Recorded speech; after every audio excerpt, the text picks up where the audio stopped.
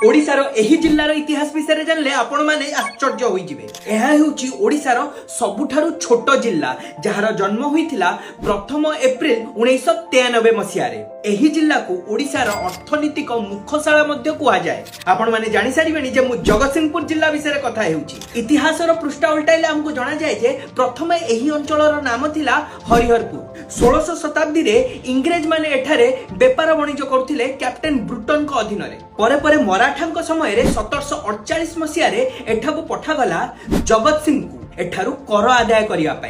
बाबू जगत सिंह प्रशासक भाव रे खूब लंबा समय जाए एठारे काम करथिले। सेथि पई 1786 मसिया रे एही अंचलर नाम को जगत सिंह को नाम रे हरिहरपुर रु परिवर्तन करी जगत सिंहपुर रखा गला। जगत सिंहपुर रे अछि हमर पारादीप बंदर। एठारे अछि मां सारळांकर मंदिर, बाबा गोरेखनाथकर मंदिर, अष्टशंभु मंदिर भली अनेक प्राचीन एवं प्रसिद्ध मंदिर।